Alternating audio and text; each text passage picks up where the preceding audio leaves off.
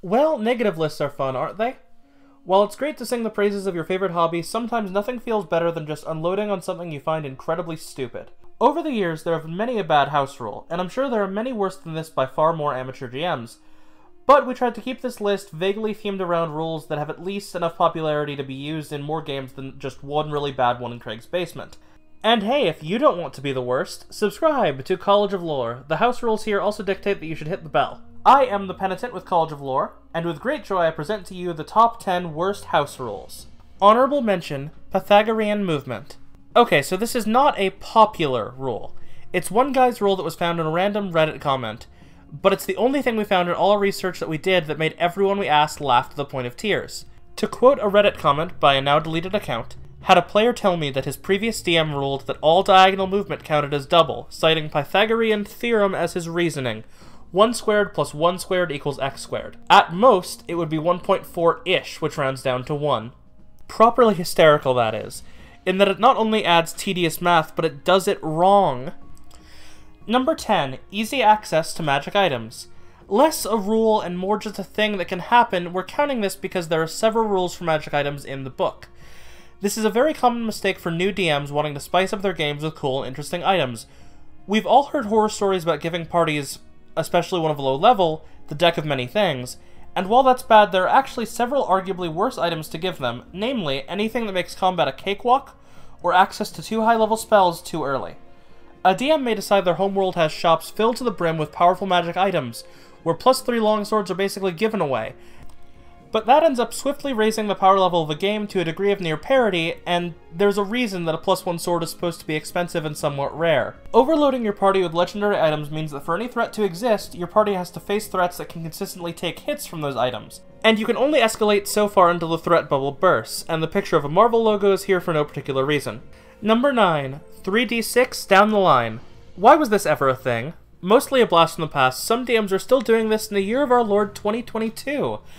And like, maybe as a one-off quirk for one campaign, I get it, but even as someone who likes character restriction, this is maddening. I get it, we can't choose what skills we naturally have, but we also can't cast fireballs from our hands and nobody gets bogged down in realism there. While I'm a strong proponent of 4d6, drop the lowest, assign anywhere, and I have my issues with point buy and standard array, I can easily see that all 3 of these systems are leagues better than this one. I just don't think any player should be punished for wanting to play a certain class going into things. Number 8. Punishing races for existing. A rule that was once an official rule, still partially is, but is now relegated to house rules. And I don't understand a reason for people still using this aside from not knowing the tweak. This comes in 2 major forms: racial stat penalties and sunlight sensitivity. And while it does make sense that races like kobolds and goblins would lack the natural strength of the Goliath, so would most things. That's why racial bonuses exist, but the penalties always have and still do feel targeted. Especially mental penalties. One of my favorite NPCs I've DM'd was a kobold barbarian, and he was not my favorite NPC for combat reasons, let me tell you. Sunlight sensitivity is just mean. Basically, unless you want to play a campaign in the Underdark, Ravenloft, or entirely at night, any drow or otherwise PC with this sensitivity is screwed. And while I get that living underground or in a cave would make you less used to sunlight, one would assume you'd adapt after a while. Unless I missed the part of R.A. Salvatore's novel where Dritz is stumbling around wildly flailing like a massive idiot. Number 7. Too long rests. This one has actually gotten popular for brutal, gritty games, so many would think that we would love it over here at College of Lore, but no, thumbs down across the board. The idea is that a short rest now takes 8 hours, while a long rest takes an entire week. It's meant to show that you can't just recover from combat injuries over the course of one night, but like, maybe just make that more of a roleplay thing? It's baffling to imagine a game where the party can find an opportunity to rest for a week during a story arc without the world ending. So this functionally boils down to, the party gets 1 long rest per story arc, and like, it isn't great for martial classes, but it properly fucks up spellcasters. They have to conserve spell slots to such a degree that they end up being basically useless for long stretches of time. And I get the grit of it, I appreciate that, but this sails right past grit and into tedium. I typically make players take a few months off between campaigns to recover for physical injuries, but I could not imagine forcing them to rest a week to fully recover. Sleeping for a week does sound nice, though. Number 6. Flanking. Hey, more tedium. This entry seems to be a hanger-on from when D&D was more grid-oriented and less theater of the mind. your party will usually outnumber the enemy, or at least the proper target, and giving them advantage on virtually every melee attack is a way to make combat very short and very unchallenging. And while it can be used by enemies, it's a rule that always in practice way outweighs the benefits towards the players. It also, for some reason, breaks up every game I've ever watched with this rule to decide who does or doesn't have flanking, and it kills the flow of combat. Combat in D&D can feel anywhere between fluid and stone boring based on how fast and punchy you can make it, and this just slows things down to a player-centric bloodbath, unless the DM specifically bases all their encounters around flanking. Not to mention that this shouldn't work on enemies like gods, dragons, or even someone like Strahd. Number 5. Anything that messes with initiative.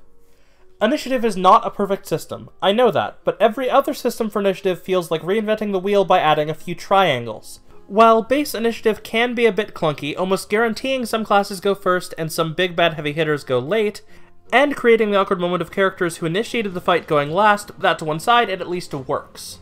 Greyhawk initiative is confusing, boring, and genuinely I don't understand why anyone would use it or make it.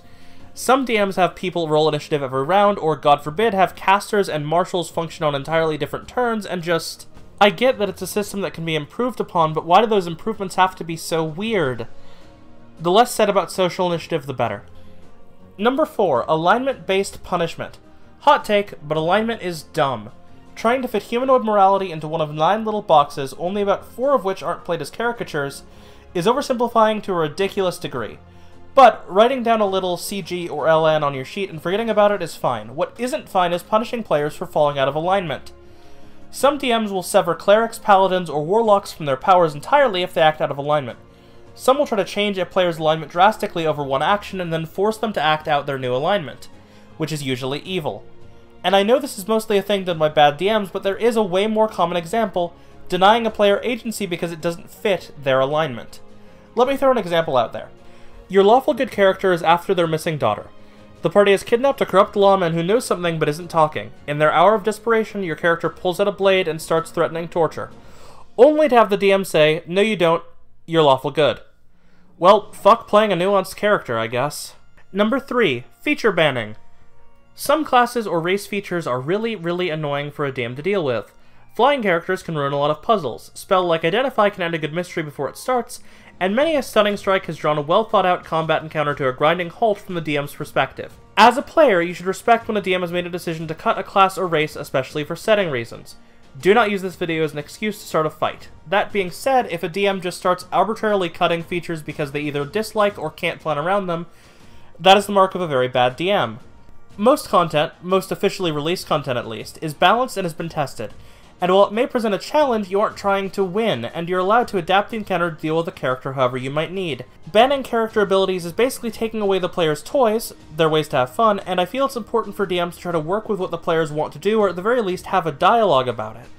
Number 2. Experience based on damage or kill count. This is one of the most common things I've seen done. I am guilty of doing it myself in 3.5.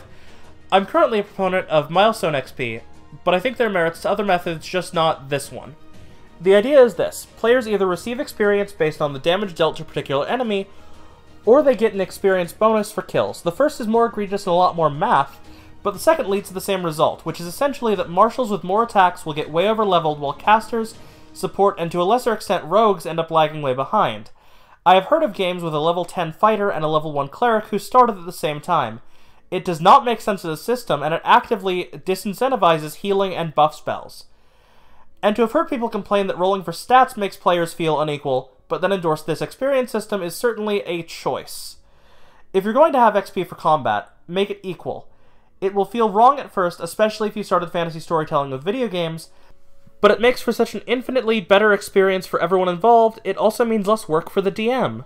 And number 1, critical fumbles. Both number 1s on these twin lists end up being fairly controversial, but I'm passionate about this one. I am playing a highly skilled fighter who spent years learning proper fighting technique and feels more than equipped to delve into a dungeon. Why is there a 5% chance I start doing a slapstick comedy routine in the middle of a fight? The idea behind this is counter to the critical hit, the idea that something goes terribly wrong when you roll a 1. There is usually a table full of critical fumble options. These options are usually something like drop your weapon, break your weapon, stab an ally, stab yourself, and for some reason, a 1 on the table is usually either crit or automatically kill yourself. And like, maybe 1 on 100, but A 5% chance for the game to briefly dip into a morbid black comedy is just fundamentally immersion-breaking. Not to mention it punishes marshals significantly more. Describing something like a stumble or even an embarrassing overswing is fine, but breaking a weapon, falling prone, or killing your own ally is way more punishing than a crit is helpful. And all of that said ignores the fact that a natural 1 is a miss, regardless of modifiers, which is honestly punishing enough a consequence as there is. A dumb rule spawned from a bygone era of D&D, and truly the worst house rule. So, that's our list. Are there any house rules worse than these? Let us know in the comments below.